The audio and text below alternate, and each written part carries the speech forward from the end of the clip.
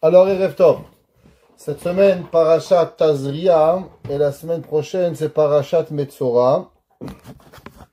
Et comme on a déjà dit que la semaine prochaine, on n'aura pas cours jeudi, donc on va parler cette semaine sur Parashat Tazria et Parashat de Metzora. La Parashat de Tazria de Metzora, principalement, elle parle des lois de Tsara'at. Alors, c'est quoi la Tsara'at? On appelle ça en français de la lèpre, mais c'est pas une vraie lèpre, parce qu'il y avait des lois bien spécifiques sur ça. La première, c'est qu'elle venait pas, elle s'attrapait pas, elle était pas contagieuse, elle venait spécifiquement par certaines avérotes qu'on l'avait. Aucun médicament ne pouvait la guérir, seulement la tchouva, seulement les sacrifices qu'on devait apporter pour y arriver. Et cette Tsara'at-là, elle a disparu depuis la destruction du Beth Amidash. Alors c'est marqué dans le Midrash. Le Midrash, il dit comme ça, Amar Rabbi Yochanan. Il dit Rabbi Yochanan, Miyom Shecharav Beth Amidash, depuis le jour où le temple il a été détruit, En Tahara Memet Ve'en Tuma Mimetzora. Il y a toutes les impurités, elles sont pas là. Exemple, un homme qui avait touché un mort à l'époque, il était impur pendant 7 jours. Un homme qui avait la lèpre devenait impur 7 jours ou 14 jours, dépendait. Une femme qui a couché, elle était impure pendant 7 jours. Un homme qui avait fait certaines choses aussi devenait impur. Donc il y avait des impuretés d'hommes, des impuretés de femmes. Toutes ces lois-là, du fait qu'il n'y a pas de possibilité de se purifier avec les sacrifices, alors on a aboli, il n'y a plus. La seule fois dans l'histoire où on a revu la lèpre, c'était à l'époque de Rav Moshe Feinstein. Il faut savoir qu'il y avait un jour un rabbin qui avait parlé mal des filles de Lot. Vous savez que Lot a eu 2 filles, et à travers ces 2 filles, quand ils se sont sauvés, quand Sodome et Amora a été détruite, eh ben les 2 filles de Lot avaient pensé que le monde entier avait été détruit. Et alors, qu'est-ce qu'elles ont fait? Elles ont saoulé leur père et elles ont eu une relation avec leur père et elles ont eu un enfant. Un qui va s'appeler Ammon, qui vient ami de mon peuple, et le deuxième nation va s'appeler Moav, qui vient de mon père. Et elles vont dire à tout le monde. Il y avait un rabbin un jour qui avait fait un cours en parlant très mal et vulgairement des 2 filles de Lot par rapport à ce qu'elles ont fait. Le soir, il a rêvé que les 2 filles de Lot sont venues chez lui et lui ont dit, est-ce que tu sais la gravité de ton action? Nous, on n'a pas menti comme la Vierge Marie. La Vierge Marie, elle est partie avec le voisin et après, elle a dit qu'elle est partie avec le bon Dieu. Nous, on aurait pu dire comme ça qu'il y avait le bon Dieu qui nous a enfantés. Nous, on a assumé ce qu'on a fait. Et on a dit à tout le monde d'où on est tombé enceinte, Ammon et Moab. On a dit clairement le péché qu'on a fait pour que personne puisse un jour douter que cet enfant, il est céleste. Non, il est comme tous les enfants de la terre. Un père, une mère. C'est comme ça qui arrive. Et du fait que tu as mal parlé contre nous, alors elles l'ont frappé sur la bouche. Et quand il s'est réveillé, il avait une plaie sur sa lèvre et ils ont appelé Rav Moshe Feinstein. Rav Moshe Feinstein a dit, ça c'est la Tsara'at, et cette Tsara'at-là, elle est malheureusement, on peut plus la guérir.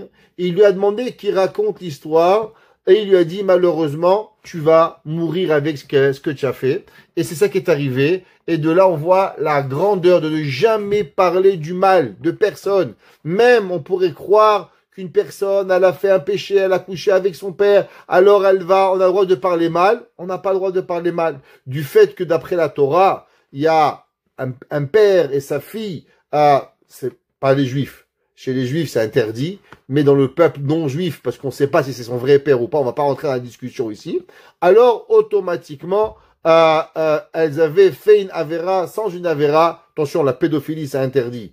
Très grave. On n'est pas en train de permettre la pédophilie. Jamais. La Torah l'a jamais permis. Et l'inceste non plus. Ok?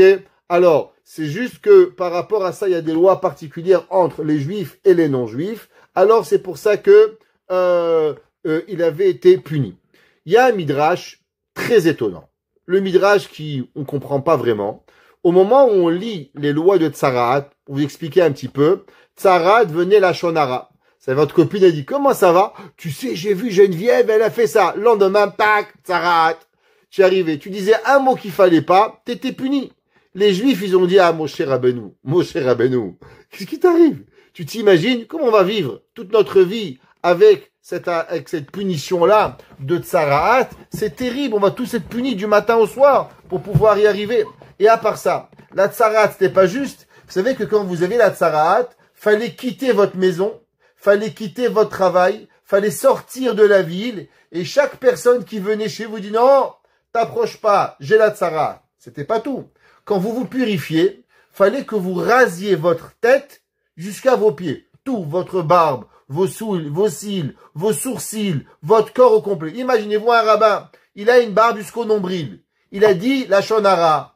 Il part 2 semaines, tout le monde y croit qu'il est en vacances. Ça va. Mais quand il revient, le pauvre, il voit, il a plus de barbe. Il est où le rabbin? C'est mon cousin qui est le rabbin? C'est qui? Barménan. La honte qu'il avait. Imaginez-vous une femme, elle dit la shonara, elle avait des beaux cheveux, tous ses cheveux rasés. Incroyable. Qu'est-ce qui pouvait arriver comme honte avec la tsaraat? Alors les gens, ils ont eu très peur de la tsaraat. Ils disent, mon cher Rabbeinu, qu'est-ce qu'on va faire avec cette tsaraat? Alors le Midrash, il nous dit que Kivan, au moment, chez Shamou Israël Parashat Negaim, ils ont vu qu'on peut attraper la tsaraat dans les cheveux, dans la barbe, dans les bras, dans les maisons. Les maisons avaient la lèpre. Alors ils ont eu très peur, le peuple juif. Amar lahem Moshe, il leur a dit, Moshe, n'ayez pas peur, c'est pas grave, n'ayez pas peur de la tsarat. Pourquoi? Elou le umot haolam, c'est pas pour vous. La tsarat, c'est pour les nations du monde. Avalatem, mais vous, mangez, buvez, et soyez heureux. Et, incroyable, la Torah, elle est pas pour les goïms. La Torah, elle est pour nous. C'est nous, on dit la shonara, on est punis. Un goy, il est le meilleur goy du monde, il peut pas amener un korban de tsarat, ça n'existe pas. Alors c'est quoi que Moshe Rabbeinu, il dit, non, vous inquiétez pas, les nations du monde, ça n'existe pas. Les nations du monde, elles n'ont pas la tsarat. Qui c'est qui est puni la shonara? Nous. Nous, on est punis pour la shonara. Nous, on est punis pour le Shabbat. Nous, on est punis pour les mitzvot. Les goïms, ils ont que 7 mitzvot. Ils les font inématov, ils font pas, s'arrête là. Nous, on a 613 mitzvot. On a plus d'obligations. Alors, c'est quoi que Moshe Rabbeinu, il leur dit? Vous inquiétez pas. Mangez, buvez, amusez-vous. C'est ça, Moshe Rabbeinu, l'homme de Dieu. Il dit au peuple juif, au moment où le monde, il a un peu de crainte de Dieu par rapport à la shonara, qu'est-ce qu'il leur dit? Ah, amusez-vous, ça va, c'est pas grave. Va boire, va manger, mon fils. Et c'est quoi ce midrash? C'est un midrash plia. On comprend pas ce que midrash, il veut dire. Pour comprendre ce midrash, on va étudier un passage du Pri Tzadik. Le Pri Tzadik, c'était Rav Tzadok HaKohen. Il a vécu au 19e siècle, principalement en Pologne. Il était l'élève du Ishbitze. Alors, je vais vous raconter un petit peu sur ce Rav incroyable qui était le Rav Tzadok HaKohen. Rabbi Tzadok n'était pas un Rav chassidi. Il appartenait plus à la lignée de ce qu'on appelle les Litaïm. Litaïm représentait ce qu'on appelle les Litvak, on va dire même les anti-chassides. Alors, les Sfaradim n'ont jamais été mêlés à cette polémique pro-chassid ou contre-chassid. Séfarad, on est bien avec tout le monde, on aime tout le monde, Baruch Hashem. Ouais. À l'inverse, dans le monde ashkénaze, il y a eu cette session qui a été faite entre les chassidim et les anti-chassides. Même ils se sont mis en quarantaine l'un contre l'autre, ils se parlaient plus de différentes communautés, et il y avait principalement les chassidim étaient instaurés en Russie, en Ukraine. À l'inverse, on va appeler ça les anti-chassides, étaient les Litvaks en Lituanie, Pologne et Allemagne. Au 19e siècle, il y a eu une commencée de juifs chassidiques qui va grandir en Pologne. Et qui c'est qui va amener le chassidisme en Pologne? En grande partie, il y avait ce Rav Tzadok HaKohen. Lui n'était pas du tout chassid, mais il a eu un problème. Il était marié avec une femme, mais malheureusement, sa femme est devenue folle. À l'époque, il n'y avait pas comme aujourd'hui des médicaments, Elle a peut-être été bipolaire, schizophrène, je sais pas. J'étais pas là pour faire un diagnostic de qu'est-ce qu'il y avait. Et malheureusement, cette madame, elle a dû être enfermée. Elle ne pouvait plus vivre avec ses enfants. Alors vous savez qu'il y a une grande discussion à savoir est-ce qu'on peut marier deux femmes ou pas. Alors, il y a une grande marloquette entre les séfarades et les ashkénazes. Les ashkénazes ne marient pas de femmes depuis le Xe siècle. Depuis le Xe siècle, les ashkénazes ne marient plus deux femmes. On doit divorcer une pour la marier une autre. Les séfarades n'ont pas accepté cette loi. Seulement beaucoup plus tard dans l'histoire, les séfarades ont donné des droits comme quoi le mari n'avait pas le droit de marier une autre femme seulement avec l'accord de sa femme. Donc dans votre ketouba, si demain vous vous réveillez et vous dites, on va aller marier une deuxième femme, messieurs, dans votre ketouba c'est écrit que vous n'avez pas le droit de marier une deuxième femme seulement avec l'accord de votre femme. Donc arrêtez de rêver, arrêtez de faire des rêves, vous êtes rien. Une femme et on s'arrête là, c'est déjà beaucoup. Baruch Hashem, là je vois les yeux qui augmentent là, non. Vous inquiétez pas, on est tous pareils à la même chose. Mais non. Qu'est-ce qui se passe quand il y a une femme qui est malheureusement folle? Une femme qui devient paralysée. Oh, le mari, il a 30 ans, qu'est-ce qu'il a? Il peut plus se marier. La femme malade, on peut pas la divorcer. Qu'est-ce qu'on fait? Alors il y a ce qu'on appelle un principe qui s'appelle le Heter Me'ar Rabbanim. On va chercher 100 rabbins et on va trouver 100 rabbins qui acceptent ma cause. Et quand ils vont accepter ma cause, ça va me donner le droit de marier une deuxième femme. Exemple, une femme, elle a un accident de voiture, Dieu préserve, elle est paralysée et elle est dans un coma et elle peut pas se réveiller. Et monsieur, il va avoir des enfants, il peut pas rester comme ça toute sa vie sans femme. Alors il doit aller voir 100 rabbins, chaque rabbin va signer et on va pouvoir lui marier une deuxième femme. Alors le Rav Tzadok HaKohen, il est parti chercher 100 signatures, et quand il a cherché ces 100 signatures, il est tombé sur un Rav qui s'appelle le Ishbitze. Le Rav de Ishbitze, c'était un Gaon Olam, et quand il a vu ce que ça représentait la Chassidoute, il va changer du concept de anti-Chassid, et il va devenir même Chassid. Il va être très proche de la Chassidoute Breslev, qui n'est pas Breslev, il va être très proche, il va adopter beaucoup de principes de Ishbitze, du Ish Kodesh, et aussi de la Chassidoute de Breslev. Et lui, il a expliqué des concepts très profonds dans un livre qui s'appelle le Pri Tzadik. Et dans ce livre, il dit la chose suivante. Il dit, vous savez comment elle s'appelle dans la Torah, la lèpre? La lèpre, elle s'appelle Nega. Nega Tzarat. On traduit le mot littéral Nega, une plaie de lèpre. Comme ça qu'on traduit littéralement Nega Tzarat. Et il dit, le Pri Tzadik, qu'est-ce que ça veut dire que Moshe Rabbeinu, il a dit, non, vous, il n'y a pas de Tzarat, mangez et buvez, amusez-vous. Quel rapport? Alors il dit, attention, faut savoir, comme on a dit, que la lèpre, elle venait principalement à cause d'un principe très précis. Entre autres, la shonara. Maintenant, venez, on va aller dans la psychologie profonde. Pourquoi un homme, il aime dire du mal des autres? T'es content, tu manges chez toi, t'as ta femme, t'es heureux. Je vous demande une question. Un gars, il est sous la choupa, tu lui dis, David, qu'est-ce qui s'est passé avec Shlomo? Il dit, mon frère, j'en ai rien à battre. Je suis sous la choupa, je suis avec ma femme, me casse pas ma tête. Imaginez-vous un gars, sa femme, elle vient d'accoucher, Baruch Hashem, un bébé en bonne santé. Tu l'appelles, David, tu sais ce qu'il a fait, Shlomo? Mais ça m'intéresse pas, Shlomo. Je suis en train de kiffer. Hashem m'a donné un cadeau. Hashem m'a donné un bébé. Quand on est heureux, on cherche pas ni à dire du mal des gens, ni à s'occuper du monde, ni à rien. Alors en vérité, la lèpre, elle vient de quoi? Il dit le Pri Tzadik. Vous savez qu'en hébreu, les lettres et les mots peuvent s'interchanger. Et quand on interchange des fois une lettre, eh ben, tout le mot, il peut entièrement être transformé. Il dit le Pri Tzadik, vous savez qu'est-ce que c'est Nega, Nun, Gimel, Aïn. Ok? En hébreu, Nun, Gimel, Aïn veut dire Nega.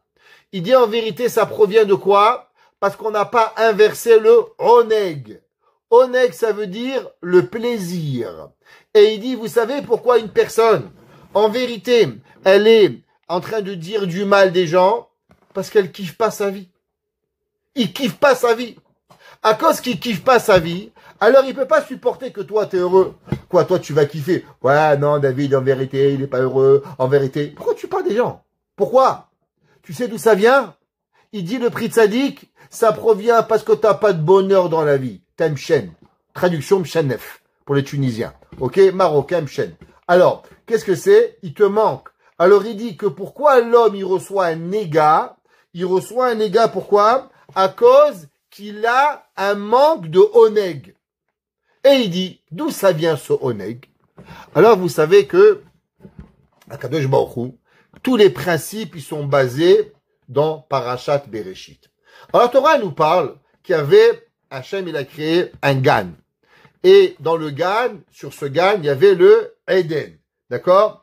Alors, et dans le Eden, il y avait le jardin de Eden. Les gens, ils pensent que c'est une chose. C'est pas un nom. Il y a le jardin qui appartenait à Eden. Eden est une place et le jardin de Eden. La Gemara a dit que le Eden était 60 fois plus grand que le Gan et le Gan 60 fois plus grand que le monde pour pouvoir y arriver. Et là-bas, c'est marqué Venahar Yotse Me Eden. Et il y a un fleuve qui sort de Eden, les Hashkot, pour pouvoir abreuver Hagan. Alors, comme j'ai dit, il y a Eden. Et de Eden, dehors de Eden, qu'est-ce qu'il y a? Il y a un jardin qui s'appelle Gan. Et comment ce Gan, ce champ, ce verger, cet endroit magnifique, il est abreuvé avec un fleuve. Et de ce fleuve, il se sépare en 4 fleuves. Et de ces 4 fleuves vont abreuver le monde entier. Nous dit le prix de Sadiq. Regardez les lettres. Nahar, ouais, Yotse mi Eden. Eden, Nahar, Gan. Il dit, vous voyez qu'est-ce qu'il y a dans le verset? Venaha Yotse mi Eden. Les Ashkot et Agan. Dans ce verset, on parle de 3 mots, de 3 principes. Eden, le jardin, le Eden, la place. Nahar, le fleuve. Et Gan, qui est le jardin. Il dit, si vous prenez les 3 premières lettres, c'est quoi? Eden, Nahar, Gan, Oneg. Il dit, regarde, qu'est-ce que ça veut dire? Oneg, ça veut dire plaisir en français, pour ceux qui se demandent la question. Alors il dit, Eden, je répète, Aïn, Nun, Nahar, et Gan, Gimel, Oneg. Il dit, qu'est-ce que ça veut dire que Akadosh Baruch Hu, qu'est-ce qu'il a donné au monde? Venaha Yotse mi Eden, les Ashkot et Agan. Hachem, il veut de nous quoi? Principalement, une seule chose, du Oneg. Maintenant, où est-ce qu'on a trouvé ce Oneg? Ce Oneg, ce plaisir, on l'a trouvé. Eh bien, vous savez, on a trouvé le principe du plaisir dans Shabbat. Tous les Shabbats, quand vous faites, qu'est-ce que vous dites? Vekarata, la Shabbat, Oneg. À quel moment on doit avoir ce principe de plaisir? Eh bien, on doit les avoir par rapport à quoi? Par rapport à Shabbat. C'est pour ça que combien de repas on fait Shabbat? 3 repas. Pourquoi 3 repas? Par rapport à ces 3 principes. Eden, Nahar, Gan. Par rapport à cela. C'est pour ça que le peuple juif, il a dit à Moshe Rabbeinu, Moshe Rabbeinu, comment on va avoir, on se sortir du Serara de la Shonara? Mais un petit mot, c'est fini, plus de barbe, plus de cheveux, on se rase la tête, on part de la maison 1 mois, mais on va mourir. Qu'est-ce qui va arriver? C'est quoi la solution qu'une personne, elle peut ne pas tomber dans ce négat, dans cette plaie? Comment on y arrive? Qu'est-ce qu'il lui dit Moshe? T'inquiète pas, mange, bois, sois heureux. Qu'est-ce que ça veut dire? Ça veut dire que l'homme, il doit avoir la joie. Maintenant, pourquoi il dit que ça c'est que pour les juifs et pas pour les nations? Parce qu'en vérité, le summum du plaisir de l'homme, quand est-ce que l'homme il a le summum du plaisir? Shabbat. Un homme qui ne connaît pas Shabbat, il ne connaît pas le plaisir. Vous pouvez acheter tout ce que vous voulez, les plus grands jouets du monde, les plus beaux films du monde, les plus grandes attractions du monde. Si les gens ils savaient c'était quoi Shabbat, ils n'auraient pas inventé Walt Disney. Walt Disney, il a été inventé parce qu'il n'y a pas de Shabbat. Parce que si le monde connaissait Shabbat, je vous promets, il n'y aurait pas de Walt Disney. Les gens, ils vont là-bas, ils dépensent $5 000 et à la fin de la journée, ils se bagarrent avec leur femme et avec leurs gosses. Et à la fin, il dit, mais pourquoi je suis parti là-bas? Ouais, j'aurais pas dû venir, c'est une catastrophe. Mais ce qui est le gars, dépense ton argent, reste chez toi à la maison, un peu de vin, un peu de challah, un peu de poisson au pois chiche pour les Marocains, un peu d'amhot et de la bourra pour les Tunisiens, et c'est fini. Et t'as le plaisir sur terre, tu vas arriver. Mais un goy, il n'a pas le droit de faire Shabbat. Donc du fait qu'un non-juif n'a pas le droit de faire Shabbat, c'est pour ça que Moshe lui a dit, tu sais comment un homme, il vit dans la souffrance? Parce qu'il n'a pas de oneg. Parce qu'il n'a pas de plaisir. Tu sais qui c'est qui va avoir le plaisir? Quand l'homme il est dans le Shabbat, quand l'homme il fait vendredi soir, Shabbat midi, Seuda Shlishit, il chante avec Akadosh Baruch Hu, alors automatiquement qu'est-ce qui lui arrive? Il lui arrive qu'il va avoir ce plaisir. Et quand il est le oneg, alors automatiquement il transforme de oneg à nega. Il va inverser ce qui va lui arriver. Pour comprendre cela, on va comprendre un livre, un concept qui est rapporté au nom de Rabbi Ephraim Zalman Margaliot. Dans le livre Shem Ephraim, est rapporté au nom de Rabbi Yitzhak Isaac Mikorich. Et là-bas, il a rapporté un verset. Si vous voulez, dans le verset de cette semaine, Perek Yud Gimel, chapitre 13 et verset 55. Parashat Tazria. Là-bas, le passage qui dit la chose suivante. Vera'a ha-Kohen. Alors, ce qui se passe, je vous explique un petit peu physiquement. Le Kohen, des fois, il arrivait chez quelqu'un, et des fois, il disait tout de suite, lèpre. On enfermait, la personne devenait impure. Maintenant, des fois, Dieu, il donnait une chance à la personne. Qu'est-ce qu'il faisait? Des fois, Dieu, il aidait que la personne, elle n'était pas impure. Elle commençait à avoir une trace sur la main. Le Kohen, il dit, enferme-toi à la maison. Sors pas. Et fais tchouva pendant 7 jours. Qu'est-ce que tu fais? Tu n'as pas le droit de voir ta femme, pas le droit de voir tes enfants, pas le droit au travail. Tu vas faire cheshbon nefesh. Tu vas dire de qui j'ai parlé mal, de qui je suis envieux, pourquoi j'ai pas de plaisir dans la vie. Tu fais tchouva. Si tu faisais tes tchouva, la tâche, elle disparaissait et tu étais tahor. Mais si t'avais pas fait tes tchouva et tu continuais à blâmer l'humanité, blâmer ta femme et ta belle-mère et ton beau-père et blâmer tout le monde qui va t'arriver, eh ben, qu'est-ce qui arrivait? La plaie se transformait en lèpre et là, tu devenais impur. Alors, des fois, on avait une période où on pouvait se remettre en question. Le passou qui dit comme ça. Il dit, Vera'a ha-Kohen achareu chaba setanega. Et on va voir, et le Kohen, il verra la plaie après qu'elle a été lavée. Veine lo hafach hanega et eno. Et la lèpre n'a pas été transformée. Alors, on va traduire les mots. Velo hafach hanega. Et on n'a pas renversé le néga, la lèpre, est eno. Le mot eno veut dire quoi? Veut dire la vue. Ça veut dire, comme j'ai expliqué, la lèpre, elle devait changer de couleur. Et là, elle a pas changé de couleur. Vehanega alo passa. Et la lèpre, elle ne s'est pas éparpillée, elle n'a pas grandi. Alors, Tamehu est devenu Tamé. Il dit, le rabbi Ephraim Zalman Margaliot, dans les 3 lettres, Oneg et Nega. C'est quoi la seule lettre qui va changer? La seule lettre, c'est le Aïn. Est-ce que le Aïn, vous le mettez à la fin ou le Aïn, vous le mettez au début? Si vous mettez le Aïn au début, qu'est-ce que vous faites? Vous faites Oneg. Si vous mettez le Aïn à la fin, alors vous faites Nega. Tout dépend comment vous le faites. La seule lettre qui s'interchange, c'est le Aïn. Alors, en hébreu, il dit Rabbi Ephraim Magaliot, regardez. Qu'est-ce qu'il a dit le Kohen?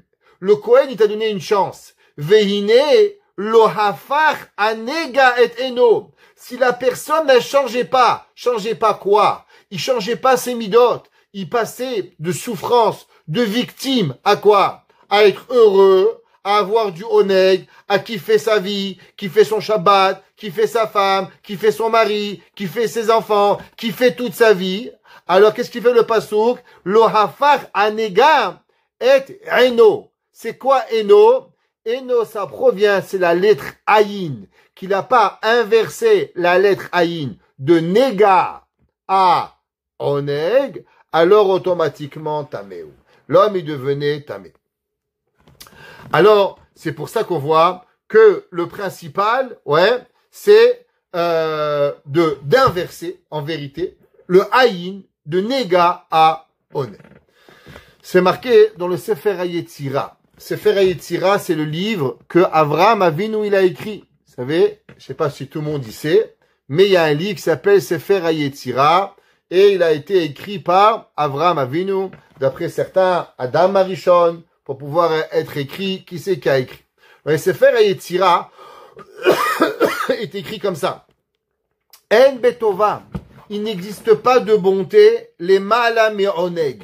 Quand l'homme, il est dans le oneg, il n'existe pas ce qu'on appelle en français le nirvana, en vérité. Ce que tout le monde recherche, ils se droguent, ils font n'importe quoi pour trouver ce moment de joie profonde, ce qui s'appelle oneg.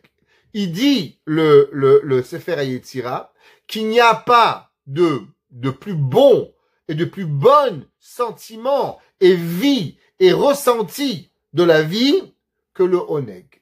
Et il n'existe pas de pire malédiction que quoi?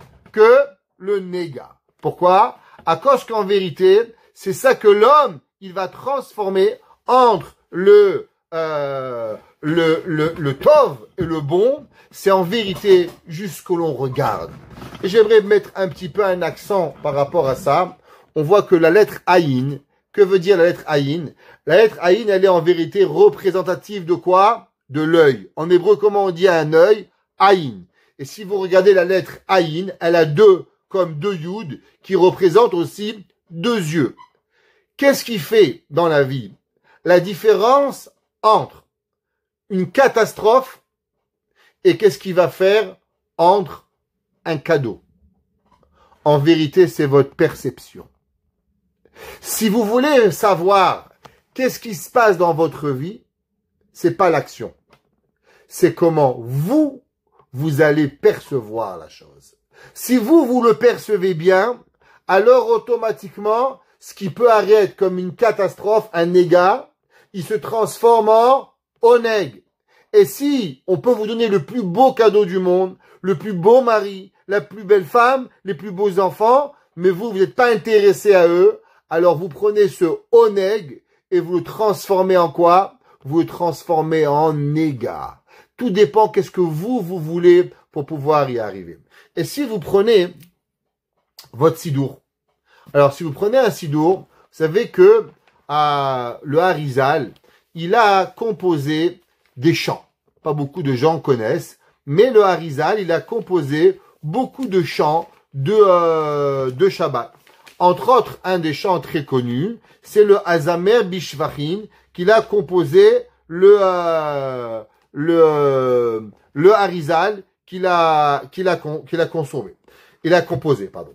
Et dans Vendredi soir, il est écrit dans la lettre Noun. Alors si vous voyez après Shalom Aleichem et Shetraïl, dans votre sido de prière, il y a un chant qui s'appelle Azamer Bishvachin, qui est par rapport à son nom qui est écrit. Et là-bas, dans la lettre Noun, il est écrit comme ça. Ne'ater lo kitrin. On va lui mettre une couronne. Ne'ater, ça vient du mot atara. Il dit le Harizal, qu'est-ce qu'on fait le peuple juif? Ne'ater lo kitrin. On va lui faire une couronne. Bemilin yekarin. Avec des mots bons. Beshiv'in iturin. Avec 70 couronnes. Des al gabe chamshin. Qui va être sur les 50. Traduisons. Il dit le Harizal, on va donner à Kadosh Baruch Hu une couronne. Comment on va donner la couronne? Eh ben, on va donner des bons mots à Dieu. Et alors, on va mettre les 70 sur les 50. Alors, en un mot, du charabia. Ça n'a aucun sens. Mais ce soir, je vais vous donner le secret de ce charabia. Vous connaissez la Torah, il n'y a rien pour rien. On a dit que dans la différence entre oneg et nega, la seule différence c'est le haïn. Est-ce que le haïn y passe à la fin, c'est nega, ou le haïn y passe au début? Maintenant, quand on met le haïn au début, alors c'est quoi la valeur numérique de haïn? 70. C'est quoi la valeur numérique de nun? 50. Qu'est-ce qu'il dit le Harizal? Il dit le Harizal, on va donner une couronne à Dieu en mettant 70 sur 50. Qu'est-ce que ça veut dire mettant 70 sur 50? Eh bien, en mettant le Aïn en premier, à côté du Noun, alors on a mis Aïn, Noun, Gimel, Aïn, Noun, Gimel, alors on arrive à Oneg. Ça veut dire que quand tu mets le Aïn en premier, donc il est quoi? Avant le Noun. Donc il est au-dessus du Noun. Le Aïn, c'est la valeur numérique de 70. Le Noun, valeur numérique 50. Alors il dit le Harizal, c'est quoi la couronne de Dieu? Eh bien la couronne de Dieu, c'est quand tu dis des bons mots. Quand est-ce qu'un homme dit des bons mots? Quand il est heureux. Ah chérie, je t'aime, les enfants, je vous kiffe, Shabbat, j'adore, c'est magnifique. Alors qu'est-ce que tu fais? Eh ben, tu mets le Aïn avant le Noun, le 70 avant le 50, et ça, c'est la plus grande couronne que tu peux donner à Dieu. Il dit le Harizal, tu sais c'est quoi, c'est la couronne de Dieu? Il dit le Harizal, comment l'homme, il arrive à donner Ne'ater Lokitrin. On va couronner à Kadosh Baruch Hu, Bemilin Yekarin, avec des mots chers, qui sont chéris, Beshiv'in Iturin, 70 ornements, des Al-Gaber Khamshin. Quand l'homme, il regarde bien, quand l'homme, il voit bien, quand l'homme, il fait ce qu'il a à faire, alors il transforme, quoi? Le Nega en Oneg, alors automatiquement, il a donné la plus belle couronne à Kadosh Baruch Hu que l'homme, il pourrait arriver. Maintenant, si c'est comme ça, faut comprendre. C'est la Torah, on peut pas s'arrêter au milieu. Moi, parce que j'ai seulement dit au début que la moitié du pasouk. La Torah nous dit, Venahar yotse mi Eden, et il y a un fleuve qui sort de Eden, les Hashkot et Agan, pour pouvoir abreuver le Gan, ou Misham est là-bas, il va se séparer, les Arba Rashim, en 4 fleuves.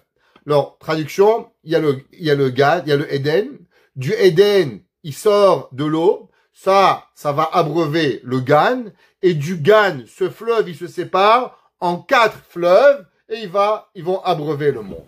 Alors nous, on a expliqué c'est quoi Nahar, Gan et Eden, c'est Oneg, trop.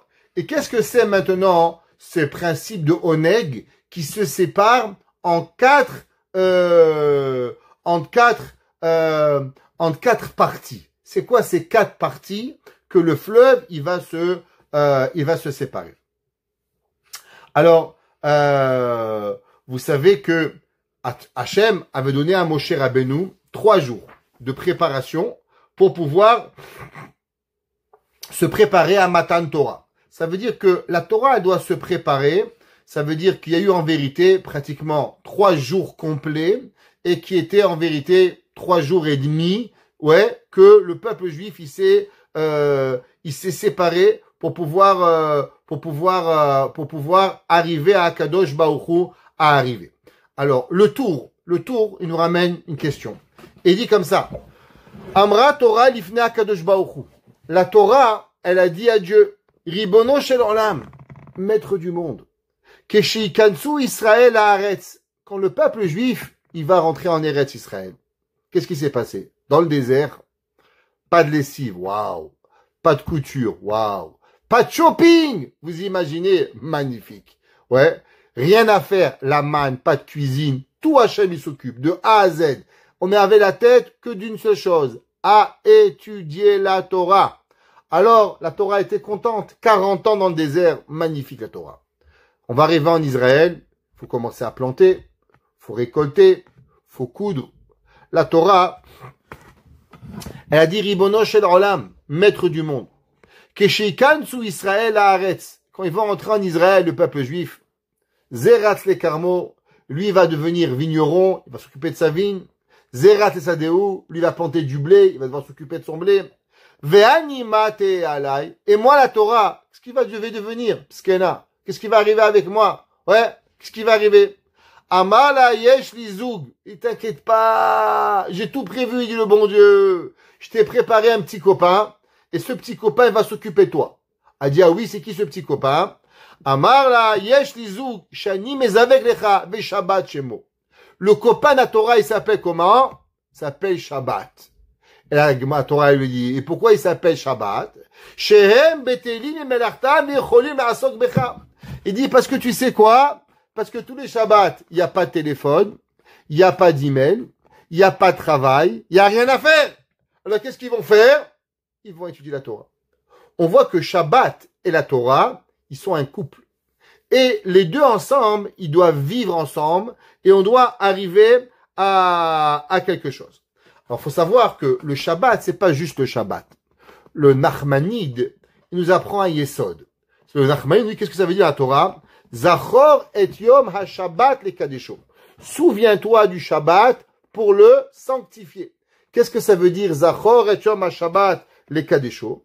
Alors, il dit, le Harizal au nom du Ramban, et il dit, vous savez, tous les jours dans la prière, qu'est-ce que vous dites? Je ne sais pas si les femmes le font ou le font pas, mais en tout cas, avant la fin de la prière, on dit Ayom, Yom, Echad, Beshabbat, Kodesh. Aujourd'hui, on est le premier jour de Shabbat. Aujourd'hui, on est le deuxième jour de Shabbat. Aujourd'hui, on est le troisième jusqu'au sixième, Yom HaShishi. Et il y a une différence entre les Séfarades et les Ashkenazes. Les Ashkenazim, ils disent Yom Rishon. Les Séfarades, ils disent Yom Echad. Attention, différence coutume entre Séfarades et Ashkenazes, mais c'est pas grave. Dit le Harizal au nom du Ramban. Pourquoi on fait cela? Parce qu'il y a une mitzvah de se rappeler tous les jours le Shabbat. En vérité, le dimanche n'existe que par le Shabbat. Lundi par le Shabbat. Mardi par le Shabbat. Alors au moment où on dit cela, on accomplit la mitzvah de Zachor et Yom HaShabbat et Kadesho, de sanctifier le Shabbat. C'est pas seulement une mitzvah le Shabbat de prendre le kiddush Yom HaShishi, c'est pas suffisant. C'est tous les jours de la semaine, on a cette mitzvah de pouvoir y arriver. Alors, c'est marqué dans le Zohar. Le Zohar il dit pourquoi? Il dit la chose suivante. Kol birkaan dil ela. Toutes les berachot de haut, de tout ce qui arrive dans les mondes supérieurs, Vetata'a et des mondes inférieurs, Beyoma Shevi'at Alian. Elles sont dépendantes de quoi? Du 7e jour de la création, du Shabbat. Comme ça, c'est marqué dans le Zohar, dans Parashat Yitro, pour pouvoir y arriver. Alors maintenant, qu'est-ce que ça veut dire que Shabbat, on a le Oneg, la Torah, elle est mariée au Shabbat, on doit étudier, et maintenant on a Shabbat, on a l'inverse de Nega, on a le Shabbat il est avec la Torah, et tout ça, ça fait quoi? Ça nous fait une tchouktchouka? Eh ben non, ça vous fait pas une tchouktchouka. Qu'est-ce que ça vous fait? Ça vous donne un secret. C'est quoi le secret? On a dit que le fleuve qui sort de Gan, c'est le Oneg. C'est quoi? C'est le Shabbat. Et ce Shabbat-là, il va abreuver tout le monde. À travers quoi il abreuve le monde? À travers 4 fleuves. C'est quoi ces 4 fleuves? Eh ben, ces 4 fleuves, ils sont les 4 niveaux de la Torah. Tout le monde y sait. Combien de niveaux de la Torah il y a? 4. Pshat, qui est l'explication simple. Drash, c'est comme un midrash qu'on a avec un petit peu une histoire. Après, on a Remez, les allusions, et après, on a le Sod, la Kabbale. Alors, pourquoi il y a 4 chemins de la Torah par rapport à ces 4 fleuves qui vont entourer le monde? Ça veut dire qu'en vérité, le Shabbat, qu'est-ce qu'il amène le Shabbat à l'homme? Le Shabbat, il amène la compréhension de la Torah. Bien sûr que la Torah, elle doit être étudiée tous les jours. Vegata boyomam valayla. On n'est pas Shabbat. Pourtant, on étudie mercredi, on étudie jeudi. Faut apprendre tous les matins, dimanche, lundi, mardi, mercredi. Tous les jours, on doit apprendre la Torah. Alors, qu'est-ce qu'il a le Shabbat? Le Shabbat, il a une particularité de nous donner une facilité d'apprentissage dans quoi? Dans les 4 niveaux supérieurs à la Torah. Pshat, Drash, Remez et Sod. Maintenant, on va comprendre quelque chose de assez profond. Il y a un verset dans la Torah, dans Parashat Kitavo. Ouais, alors Kitavo, c'est la fin de Sefer Devarim, dans le chapitre 28, Persouk Memzaïn, 28-47. Il dit là-bas le Passouk, après dans Parashat Kitavo, Akadosh Baruch Hu il donne, malheureusement, 98 malédictions au peuple juif. Et là, on prend des claques sur la tête, bang, bang, bang, bang. On s'est demandé un jour si ça serait vrai. Quand on a vu l'Holocauste, on a dit, waouh, tout ce qui est écrit là-bas est arrivé. Tout. Sans en rater aucune barminade. Alors, quand on a vu ça, on s'est demandé, mais qu'est-ce qu'on a fait au bon Dieu, ouais, pour pouvoir mériter cela? Hachem, il dit, ben, je vais t'expliquer. Tu sais pourquoi tu vas prendre 98 claques? Simple. Toi, tu vas dire, t'as volé, t'as violé, t'as tué, t'as menti, t'as fait avodazara. Il y a la Torah. Pas les rabbins. Le bon Dieu, il vous dit. Écoutez, qu'est-ce qu'il dit à Kadosh Baruch Hu? Akadosh Baruch Hu, il vous dit, mesdames et messieurs, ça va commencer. Non. Pourquoi on est puni? Il dit le pasouk, Tachat, Asher, Lo Avadta, et Hashem, Elokecha, Besimcha, Uftuv Levav.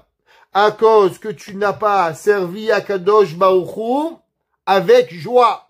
C'est le mec qui met tes filines tous les jours. Il fait Shabbat, militchabel.com. Dis à Kadosh Baruch Hu, tu sais qu'est-ce que je te fais? Parachat Kitavo, un holocauste. Ça fait peur. Dieu, il dit, mesdames, messieurs, vous savez pourquoi vous avez des holocaustes? Parce que vous ne servez pas Dieu avec la joie. Quand on ne sert pas Hachem avec la simcha, alors automatiquement, on prend des baffes. David Amelech, il écrit dans Tehilim 100, Ivdu et Hachem besimcha, bo'u lefana birnana. Servez Hachem avec joie et venez vers lui en chantant. L'homme, il doit servir à Kadosh Baruch Hu pour pouvoir y arriver. Le Sefer Charedim, il écrit au nom du Harizal et il dit que vous savez pourquoi le Harizal, il a mérité de tellement grandes choses, de pouvoir être un kabbaliste, le super kabbaliste. Une seule chose. Et il dit, à cause qu'il servait Hachem avec joie. Je sais pas si j'ai le temps de vous le lire, mais on va juste lire quelques mots du Harizal, que vous entendez les mots.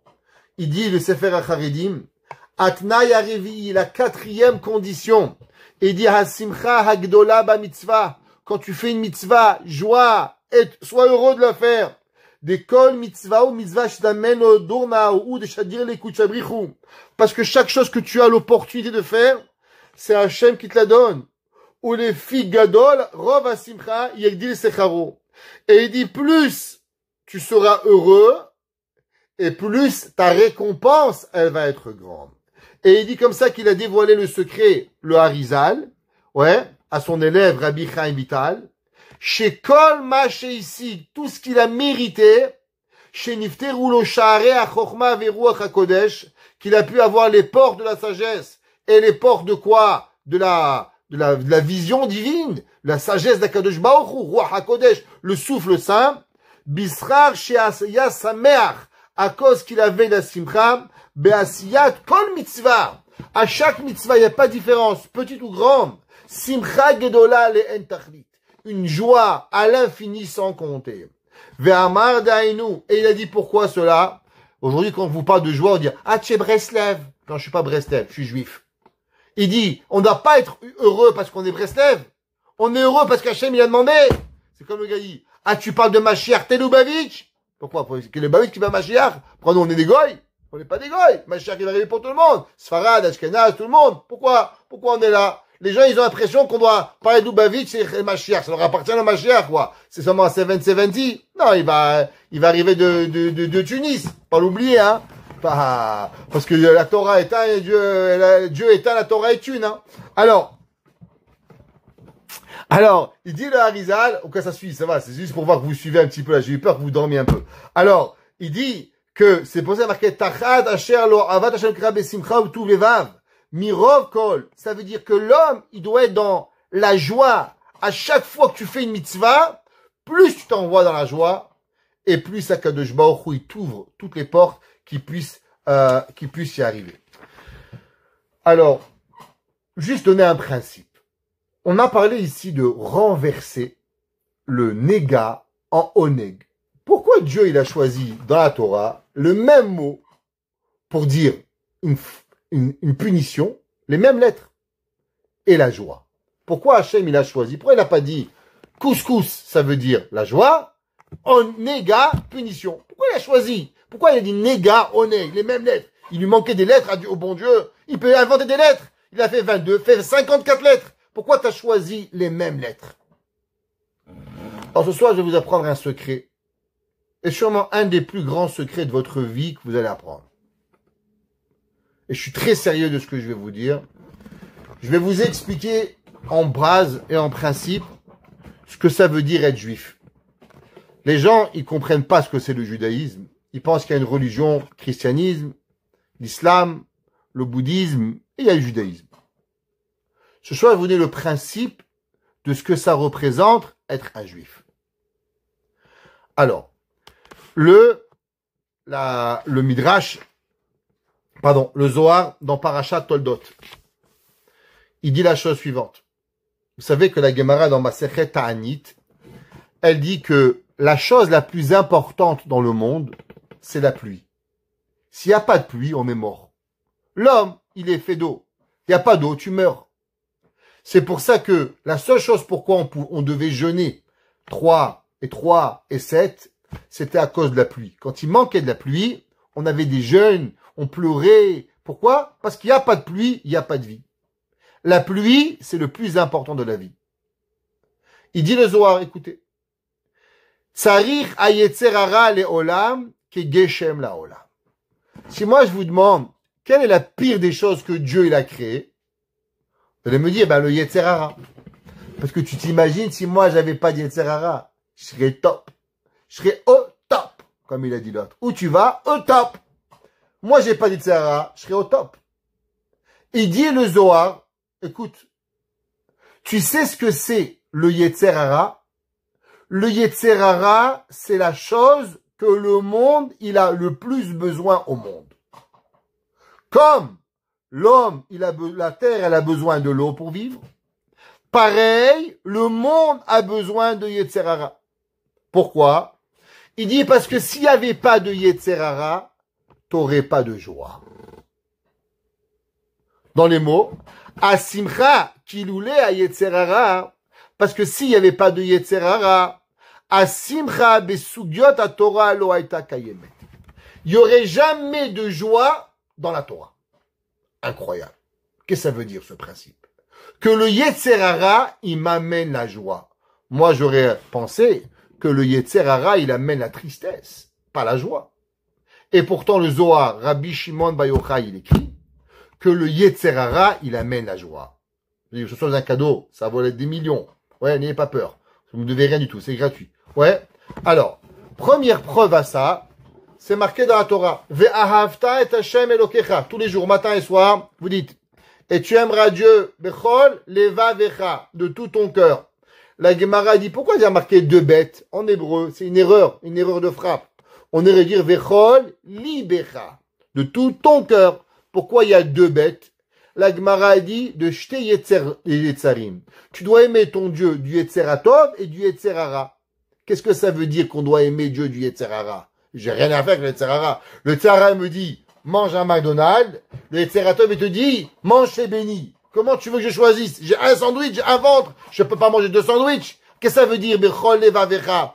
Aime ton Dieu avec les 2 opposés. Comment c'est possible qu'on peut arriver? Le mari de Komarna, un de nos plus grands maîtres kabbalistes, qui a vécu au 18e, fin du 18e, début du 19e. Il a écrit un livre qui s'appelle Zohar Chai, la lumière vivante. Comme ça qu'il a appris son livre de la Kabbalah. Et il dit que, en vérité, l'homme, il doit savoir qu'à travers le service divin, la chaleur, la joie, on peut transformer le yetzerara en yetzeratov pour pouvoir servir Hachem. Alors, nous, on est dans le principe, on a un principe qui s'appelle aujourd'hui delete. C'est quoi delete? Ça s'appelle erase. Alors, tous les psychiatres aujourd'hui, à ta mère, elle est pas bien, efface-la. À ton père, ne lui parle plus. À ta copine, ne lui parle plus. Je reste travailler à non, change de travail. Aujourd'hui, on vous apprend qu'une seule chose, c'est quoi? Efface les gens de ta vie. Ça, c'est le monde. Le Komar Naïdi, ça, c'est pas juif. On n'efface pas ton père, on n'efface pas ta mère, on n'efface même pas le Yetzerara. Tu sais qu'est-ce qu'on fait? On transforme les choses. Comme Nega, Onek. Le but, c'est de transformer le mal en bien. C'est pas d'abolir le mal, mais de transformer le mal en bien. Et il disait, le Rab Tzvi de Zedichov, un jour, il a vu un homme, ouais, qui était, qui avait pas de vie dans sa prière. Vous savez qu'est-ce qu'il lui a dit? Ouais. Alors il lui a dit, celui-là, il prie sans Yetzer Hara. Parce que le Yetzer Hara, il donne la vie. Et l'homme, il doit transformer son Yetzer Hara pour pouvoir y arriver. Le pasouk, c'est marqué, l'odibra Torah et la keneged Yetzer Hara. Qu'est-ce que ça veut dire que la Torah, elle a parlé seulement au Yetzer Hara? Il a écrit le Rabbi Shua de Zedikov, qui a vécu au 19e siècle, et il dit que sans le Yetzer Hara, il est impossible à l'homme d'avoir de la joie de la Torah. L'homme, quand il est heureux, quand l'homme il parle, il vit, il donne un chidouche de Torah, il passe son ami, il débat. Il dit d'où ça vient? Il dit la Torah, elle ne peut parler que à travers le Yetzer Hara. Si le Yetzer Hara, il est pas là, tu aurais rien. Tu serais un mort-vivant, un zombie. L'homme, il doit canaliser les forces du Yetzer Hara pour pouvoir se transformer. Le Pri Tzadik, il écrit, et il dit, une preuve à ça. La Gemara, dans Masechet Kiddushin, page 30b. La Gemara dit qu'est-ce qui se passe si un homme, il voit le Yetzer Hara. Impaga, Becha, ouais, Menou Valze. S'il va t'attraper, cet homme sale. C'est qui c'est sale? Le Yetzer Hara. Moshreu le Bet HaMidrash. Ameno Bet HaMidrash. Il dit, qu'est-ce que tu fais avec le Yetzer Hara au Bet HaMidrash? T'as rien compris. Et tu sais qu'est-ce qu'on fait avec le Yetzer Hara? On peut pas le détruire. Il fait partie de la vie. Seulement on le transforme. On va le prendre en étudiant la Torah. On va se servir du Yetzer Hara pour pouvoir devenir une meilleure personne. Le Yetzer Hara, c'est pas, exemple, vous savez, dans certaines religions, les rabbins en tout cas, les dirigeants, ils se marient pas. Les prêtres. Pourquoi? Parce que eux, ils pensent, moi je suis trop kadosh. Chez nous, c'est l'inverse. Chez nous, il n'existe rien qui ne peut pas rentrer dans la religion. Tout, manger, boire, dormir, avoir des enfants, toute la vie, elle peut se transformer. Pourquoi? Parce que si Dieu l'a créé, Dieu t'a donné la force pour transformer de Néga à Oneg. Ça, c'est le Yesod d'où dit la Torah. Ça, c'est ce que Akadosh Baruch Hu te dit. Ve'ahavta et Hashem Elokecha bechol levavecha. Tous tes cœurs. Il n'existe rien de mal dans la vie. L'homme, il doit transformer le pire en meilleur de pouvoir y arriver à ce qui arrive. C'est marqué, la Torah, elle nous dit que Akadosh Baruch Hu, il a créé le Yetzer Hara, mais il lui a créé la Torah comme épice. Alors, le Orach Lechaim, il demande au nom du rabbi le Magui de Mezerich. Le Magui de Mezerich, il dit, je comprends pas. La Torah dit Barati lo Yetzer Hara, je lui ai créé la Torah, et j'ai créé un Yetzer Hara, j'ai créé la Torah en épices. Il dit, mais les épices, ça rend meilleur, ça enlève pas. Pourquoi la Torah, elle a pas dit, j'ai créé le Yetzer Hara, et j'ai créé un poison pour le tuer? La Torah dit pas ça. La Gemara, elle dit, j'ai créé le Yetzer Hara, Barati lo Torah tevalin. Je lui ai créé la Torah comme épice. Il dit, mais les épices, ça augmente le goût, ça abaisse pas le goût. Alors pourquoi la Torah, elle est une épice au Yetzer Hara? Ouais. Et il dit, la chose, pourquoi? Ki be'emet. Et je dis dans les mots, Tachlit ha'avoda, il a afochet ha-Yetzer Hara letov. En vérité, les gens, ils ont pas compris le Yetzer Hara. Le Yetzer Hara, il est pas de but de tuer le Yetzer Hara, mais de se servir du Yetzer Hara pour pouvoir devenir une meilleure personne. L'homme, grâce aux difficultés de la vie, alors il peut changer, comme on a mentionné, et ainsi de suite pour pouvoir y arriver. Le Avnei Nezer, le Avnei Nezer, il a écrit dans le Sefer Igletal, il a écrit un petit Akdama, et là-bas il écrit quelques lignes qu'on va prendre quelques secondes pour lire. Et il dit, Umidi Dabro, et quand on est encore en train de parler, Zachor Ezkor Masheshamati Ktsad Bene Adam. Alors, vous savez qu'il y a un principe, qu'il faut tout faire pour Dieu, que pour Hachem, tout pour Hachem. On mange pour Hachem, on boit pour Hachem, on fait tout pour Akadosh Baruch Hu. Maintenant, il y a une question. Où est-ce qu'il devient le plaisir de la vie? Exemple. Un homme, il étudie, il est heureux. En tout cas, ce soir, moi, je suis heureux, je vous donne un secret de la Torah. J'arrive pas à rester sur ma chaise. Elle brûle, la chaise. Les pieds, ils brûlent. J'ai envie de sauter de joie. Tellement c'est beau, la Torah. Est-ce que j'ai le droit, ou parce que du fait, je kiffe la Torah, alors j'ai perdu la récompense de l'étude de la Torah? Est-ce que la Torah, t'as le droit de la kiffer, ou bien non? T'as pas le droit de kiffer la Torah.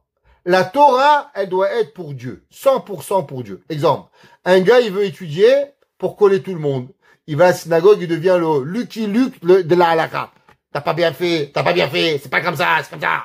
C'est pas la Torah, ça. Ça s'appelle Lucky Luke, rabbin Lucky Luke, Robin des Bois, pas rabbin des Bois. Ok? C'est pas ça la Torah. La Torah, c'est pas pour embêter les gens. La Torah, c'est pour toi que tu grandis, pour devenir une meilleure personne. Alors, qu'est-ce qui se passe? Est-ce que moi, j'ai le droit de kiffer l'étude de la Torah? Ou bien non, j'ai pas le droit. Alors, il dit, Ve'amrou, qui a l'omed, celui qui étudie, au mechadesh chidushim, et il donne des nouveautés à la Torah. Ve'sameach, il est heureux, ou mitaneg belimudo, et il est heureux de son étude. Enzet limud Torah lishma. Il y en a qui disent, ça c'est pas la Torah. Ça, tu as profité, tu as un peu mangé ta Torah. T'as raté quelque chose. She'en ome alimud shum ta'anug. Aval alomed, ou mitaneg belimudo. Mais celui qui fait cela, are mitarev gam ana'at atzmo.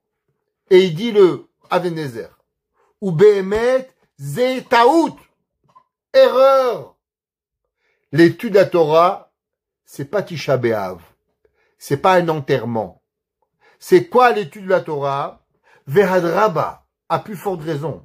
Kizei ikar mitzvah limud Torah. Car ça, c'est le principal de l'étude de la Torah. Liot sas vesameach, d'être heureux. Ou mitaneg belimudo, et avoir de la joie dans son étude. Ve'az divrei Torah nivla'in bedamo. Il dit, vous savez pourquoi vous oubliez la Torah et vous oubliez pas le PIN number de votre carte de crédit? Pourtant, la Torah, c'est plus belle. Alors pourquoi le PIN number, vous l'oubliez pas? Il dit parce que vous n'étudiez pas la Torah avec kiff. Il dit, le Aven-Ezer, quand tu étudies avec joie, plus je t'amène la simcha, et plus l'étude, elle rentre dans ton corps, et elle se tatoue dans ton corps. Et moins tu as de joie, et ça reste superficiel, et elle te pénètre pas. La Torah, elle pénètre avec la joie. Torah, na c'est d'avouk la Torah. Il dit, c'est pour ça que la Torah, elle devient collée à l'homme. Alors, vous savez que le mot Yetzer, le penchant, c'est quoi la valeur numérique du mot Yetzer? Alors, ceux qui savent calculer, Yud, 10. Tzadik, 90. 10 et 90, 100. Resh, 200. Ça vous donne combien? 290 et 10. Allez, je vous donne un petit cadeau. Ça vous fait 300. Magnifique. Ok? C'était pas difficile. Maintenant, combien de Yetzer on a? On a 2 Yetzer. Donc, en vérité, on a 2 Yetzer. On a combien? 2 fois 300. Oui ou non? Yetzer Tov, Yetzera. Le mot Yetzer, la valeur numérique, c'est combien? 300. Maintenant, regardez qu'est-ce que David Amelech, il écrit. David Amelech dans Teilim 119, verset 162. Regardez. 119, 162. David Amelech, il dit, Sas anochi alimratecha kemotze shalal rav. Sas, je suis heureux. Ouais, alimratecha sur tes paroles. Kemotze shalal rav. Comme si j'ai trouvé un grand trésor. C'est quoi ce mot sas? Ça aurait dû être marqué simcha. C'est quoi sas? Ils nous disent, les commentaires, non, sas, ça représente les 2 Yetzerara. Yetzerara, Yetzeratov. Sas, anochi alimratecha. Comment l'homme, il devient besimcha? Avec Yetzeratov et avec Yetzerara, l'homme, il arrive à pouvoir être heureux avec la joie. L'homme, toute sa vie, c'est quoi? L'homme, il doit arriver à pouvoir être et prendre son Yetzerara. Et sur ça, il y a une Gemara incroyable. La Gemara dans Masechet Baba Batra, page 16a. La Gemara, là-bas, elle dit que, vous savez, Job, lamentation de Job. Pourquoi le Yetzerara, il a tellement mis à l'épreuve Job? Alors, la Gemara, elle dit que, Pourquoi Akadosh Baruch Hu, il a mis à l'épreuve Iov, ouais. Alors, la Gemara a dit que le Yetzer Hara, il a fait cela. Pourquoi? Parce que, en vérité, il a eu peur. Hachem, il aimait tellement Iov qu'on aurait pu oublier Avraham Avinu. La Gemara a dit comme ça. Qui va de Chazal Akadosh Baruch Hu, puisqu'il a vu Dieu, des Natsadat et Batar Iov, qu'il allait trop vers Iov, Amar Chaz Veshalom, Minchel et les Rahmot d'Avraham. J'ai peur d'oublier la miséricorde d'Avraham. Et la Gemara a dit, Darsha Rav Acha Bar Yaakov be Papunya. Il a été d'Oresh, Rav Acha Bar Yaakov à Papunya. Papunya, c'était une ville, ouais. Et là-bas, il a dit, Rav Acha Bar Yaakov à la ville de Papunya, Atan Satan Nashke le Kare. Et quand il est venu, et le Yetzer Hara, il a entendu, pourquoi le Yetzer Hara, il avait fait tellement de misère à Yov, c'était pour, en vérité, garder l'amour de Avraham Avinu. Le Yetzer Hara, il est venu chez Rav Acha Bar Yaakov, il l'a embrassé. Il lui a embrassé les pieds. C'est pourquoi il lui a embrassé les pieds. C'est qu'en vérité, Rav Acha Bar Yaakov, il avait compris que le but du Yetzer Hara, en vérité, n'a jamais été de nous faire du mal. C'est qu'on utilise ses forces pour les renverser, pour pouvoir y arriver. Ça, c'est le but du Yetzer Hara. C'est pour ça que dans la Torah, vous allez toujours trouver les deux opposés. Le bon et le mal. La miséricorde et la rigueur. Et le but, c'est quoi? Ça n'a jamais été d'annuler le mal. Jamais été d'annuler la rigueur. Comment on appelle ça? D'adoucir la rigueur. Qu'est-ce qu'on fait? Grâce à nos actions, alors on arrive et on comprend pour pouvoir y arriver. C'est pour ça que la Torah a choisi les mêmes lettres. Nega, oneg. Il lui a dit, Moshe Rabbeinu, si vous voulez avoir un bon œil, mangez, buvez, dormez. Shabbat. Shabbat, vous allez étudier la Torah. Grâce au Shabbat, alors on a le oneg. Quand on a le oneg, on a le pardes. Quand on a le pardes, qu'est-ce qu'on arrive? On arrive à comprendre le sens du monde. On arrive à comprendre même qu'est-ce qui fait le Yetzer Hara dans la vie d'un homme. Le Baal Shem Tov, il explique et il dit comment un homme, il connaît ses capacités. Je vous l'ai déjà dit souvent, celui-là. Un homme, il dit, réveille-toi le matin. Ah non, moi, monsieur le rabbin, avant 8 heures, je suis pas opérationnel. Pourtant, quand tu dois aller à Miami, en Floride, 4 heures du matin, t'es le premier à l'aéroport. Qu'est-ce qui t'est arrivé? Ah, ça veut dire que t'as compris qu'en vérité, dormir jusqu'à 8 heures, c'est pas vrai. La preuve, c'est quand t'es en vacances, pour aller à la pêche, pour aller jouer au golf, 5 heures du matin, t'es debout. Ça veut dire que le Yetzer Hara, il peut t'apprendre aussi des réalités. Il peut te donner une façon de comprendre comment vivre. Grâce au Yetzer Hara, on peut apprendre l'amour. Comme on a dit souvent, pourquoi on a une femme? Parce que notre femme, elle nous apprend ce que c'est l'amour. Alors on peut aimer Dieu. Pourquoi Hachem donne des enfants? Parce que l'homme à ses enfants, il donne. Alors l'homme, il peut apprendre. C'est égoïste, c'est vrai, mais à travers ça, tu apprends ce que c'est le besoin de l'autre. Tu peux comprendre qu'est-ce que ça veut dire donner. Pourquoi la Torah nous donne une mitzvah de Piria Verivia? Pour avoir des enfants. Parce qu'il faut que tu comprends un homme et une femme. Il y a des gens dans la vie, c'est pas que des hommes, c'est pas que des femmes. Ouais. Et comment tu vas comprendre le besoin d'un homme et le besoin d'une femme quand tu vas avoir un garçon et une fille? Alors tu vas pouvoir aider les garçons et les filles pour pouvoir y arriver. Les troisièmes, ça n'existe pas dans la Torah. Et ceux-là, faut pas les aider. Ils savent pas qu'ils sont comme skenim. Ils sont encore perdus dans la société. Et ils sont, un jour, peut-être qu'ils vont se retrouver. Ils vont devenir garçons et filles pour pouvoir y arriver. Et ça, c'est toute l'histoire de la Torah.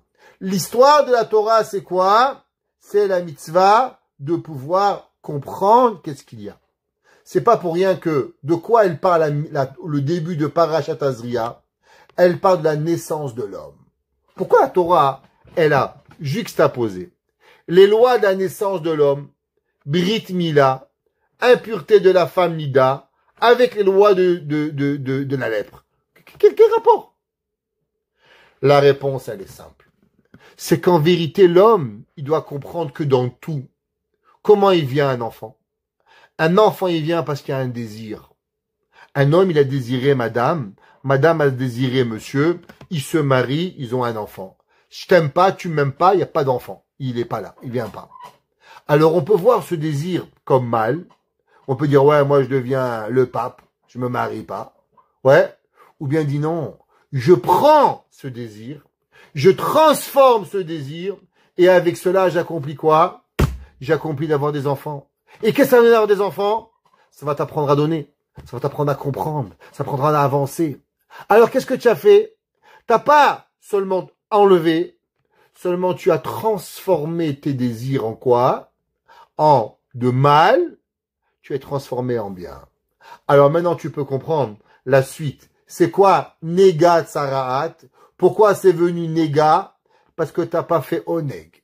Parce que tu n'as pas su avoir le bien dans tout. L'homme, toute sa vie, c'est quoi? C'est le principe de savoir que tout doit être transformé. C'est pour ça que Rabbi Nachman de Breslev, il dit, un petit secret ce soir, un deuxième. Si un jour vous avez une grande envie de faire une grosse bêtise, ça vous mange. Il dit, si l'homme, il arrive à se contenir et il fait une mitzvah, la mitzvah qu'il va faire, elle va être explosif, atomique dans le ciel. Pourquoi? Parce qu'en vérité, tout le Yetzer Hara, tout ce qu'il a eu, n'avait été seulement pour empêcher cette mitzvah. Alors transforme cette envie vers la mitzvah, et là, Kadosh Baruch Hu, il va te donner quelque chose d'incroyable que tu vas recevoir. Et ça, c'est quoi? C'est les 70 nations du monde qui arrivent. Et c'est quoi en vérité les 70 nations? C'est ce qui représente les 70 façons de comprendre la Torah. Et les 70 façons, où est-ce qu'elles vont rentrer? Elles rentrent en vérité dans les 50 degrés d'intelligence. Et les 50 degrés d'intelligence, elles sont en vérité basées sur quoi? Sur 3 temps. Le passé, le présent et le futur. C'est ce qui représente en vérité le Oneg. Les 70 nations représentent le Haïn, qui représente les 70 façons de comprendre la Torah. Le Nun représente les Nun Sha'ar et Bina. Et les Gimel représentent quoi? Aya Oveveye. Et ça, c'est Oneg. Mais quand l'homme, il inverse, quand l'homme, qu'est-ce qu'il veut? L'homme, il veut tout prendre. Alors, qu'est-ce qu'il fait? Il pense à lui. Il oublie Hachem. Il s'éloigne. Alors, il arrive qu'il devient un néga. Il devient une plaie. De bonheur, ça devient une plaie.